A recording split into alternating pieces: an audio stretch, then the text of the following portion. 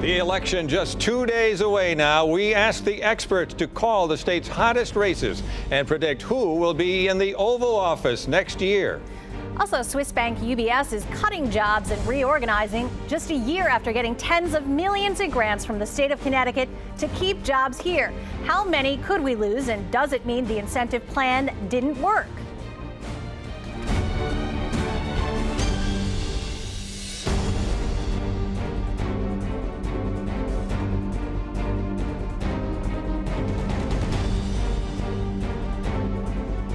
Welcome to The Real Story. I'm Lori Perez. And I'm Al Terzi. After months and, in some cases, years of campaigning, the moment has come for candidates to see whether their hard work has paid off, for voters to make the right choice. The most recent polls put that presidential race in a dead heat, or one slightly ahead of the other, depending on which poll you're looking at. That's right. That's right. And here to talk about what worked and what didn't and who will come out on top is Chris Niedermeier. She's a national senior political analyst, an attorney, and a former state lawmaker. Chris, thanks so much for being here. Thanks, Lori. You know, almost as soon as Sandy started, people began to talk about whether or not Sandy and climate change could become an issue in the presidential race. A lot of people said it was too late to be a talking point, but now it seems to have inserted itself into it, particularly with New York City Mayor Bloomberg now endorsing President Obama. Chris Christie also being pretty effusive in his praise of the president.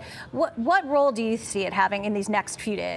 Well, it's a very good point, because Mayor Bloomberg's support, being a well-respected, independent, major mayor in this country, his support will be significant. Romney in all the polls has shown that he has an edge over Obama in the independent vote. So I think Bloomberg's support of Obama can only help in the final days. And I think Chris Christie, it's no secret that there's never been great love between Chris Christie and Romney. His comments before the Republican convention, his speech at the Republican convention, where he seemed to talk more about himself than about Romney, and certainly his actions in being so effusive, which is unusual this close to an election, being so effusive in inviting the president in to do events with him around the storm site certainly is a plus. As we talk about the storm, you know, we've had some issues in Connecticut, and other places have too, that have been hit by the storm, and the polling places are without power.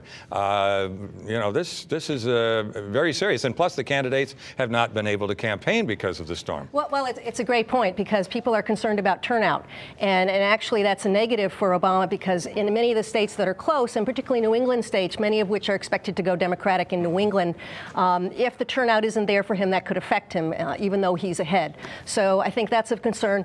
In some of the early voting states, that's a concern as well. But Florida hasn't been impacted. That should be for Obama.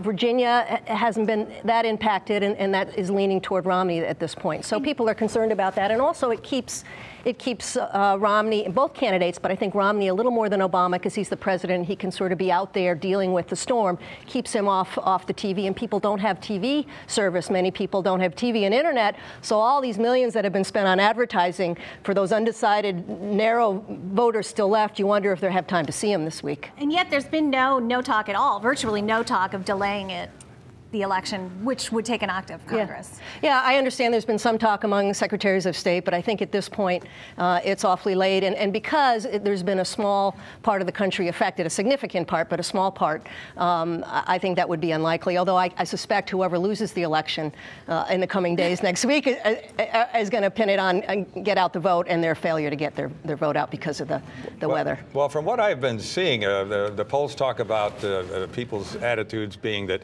Romney would be better to handle the economy, and even to break the gridlock in Congress. And then there's talk about President Obama being better on social issues and that sort of thing. So, but the economy and jobs is number one. So I know in your blog, Straight Scoop Politics, you've predicted, you've done an electoral analysis, and you've come up with a win for Obama by a little bit. Yeah, I think it's going to be a very small margin, although it's anybody's guess. Even some of the top pollsters in the country don't know. But I'm predicting Obama will get about 277 electoral votes to 261 for Romney. There's about 8 battleground states still left, and I'm predicting that they'll split them 4 and 4, but the numbers are higher in states like Ohio, which I predict Obama will take. And Romney will get Florida? I think Romney's going to get Florida. I think the Republicans know how to pull out the vote, particularly in the Panhandle area. I think the Jewish vote is more lukewarm this time for Obama. And And I think the Hispanic vote is high, but yeah. That's interesting to me that Romney would take Florida, because you think of all the seniors and worried about Medicare and Social Security and all of that, they might tend to gravitate toward the president. You know, that's an excellent point, Al. And when Paul Ryan was selected as Romney's running mate, everybody said that his positions on Medicare, turning that into a voucher and maybe privatizing Social Security, would turn off the senior citizens. But a lot of the polls don't show that is happening. And just one other quick point that you raised about the economy. It is about the economy, stupid. And what I've said is I think this election is about the two Ps, performance being leadership and policies. And I think when we started out, each of the candidates had an Achilles heel. Obama needed to convey to people and convince them that he could lead on the economy the next 4 years and exercise more leadership. And when Romney got into the race and as the nominee, and particularly after he picked Paul Ryan, there was a concern that his policies were going to be too conservative. So he spent, and I think did a better job during the debates, as cloaking himself in moderation and trying to give people who were upset with the economy and didn't want to vote for Obama for another 4 years, gave them a little more comfort in voting for him because his positions were more moderate. And that's why Obama has come out now with this Romnesia, telling people, you know, he's changed so many times, can you really count on what he stands for? Vote for me because I better represent the middle class. My policies are fairer, and I think in large part they are. Can we, let's switch to the U.S. Senate race because we only have a few minutes left. And, you know, all the polls show, and many people say, that Linda McMahon has made great strides with women.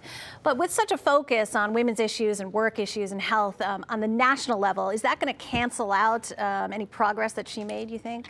Well, she has made some progress. You're right, Lori. She's cloaked herself now more in the grandmotherly image and trying to appeal to women's voters. But her positions on some issues like the Blunt Amendment, which deals with health care for women in all employer situations, including mammograms. It makes it difficult, but I also say in one of my blogs, you know, I ran for Congress in this state, and I had a difficult time, even many years ago, getting the women's vote. And what the polling shows, and it shows to this day. Even with all your money. Even with all my money, yeah. If only I had the $47 million that she's put into the race this year. But women, particularly non-career women, sometimes don't vote for career women running for office. And that's why I think, in part, we don't have as many women in the House and the Senate in Washington as we should. I think Connecticut still hasn't elected a woman, and someday they should. Maybe Linda McMahon's not the right one this year, but I hope at some point we do. Yeah, absolutely. Well, you know, two of the things that came up in the course of this negative ad campaign, that they were both throwing arrows back and forth.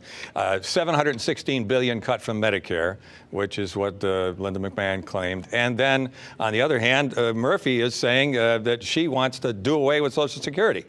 Yeah, sunset means do away. Yeah, you know, both sides have thrown mud at the other side that hasn't been true.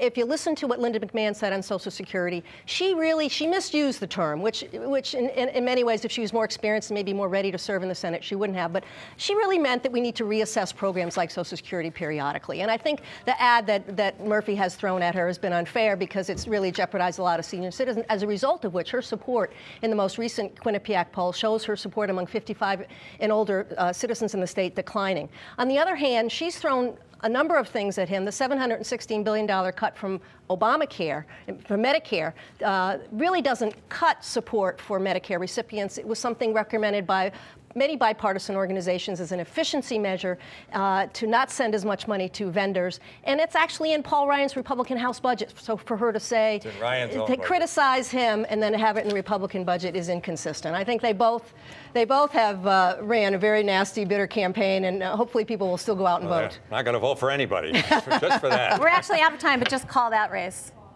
I think it's going to be Murphy, and I think for two reasons. One is he's leading now among women by 14%, and he's going to have some coattails from Obama, who's still in double-digit wins in Connecticut. Of course, Linda McMahon wants the coattails, too. She's asking people who vote for Obama. That's right. That's right. She wants both sides. So, well, anyway. Right. All right. Thanks so much, Chris. Thank you. Great to be here.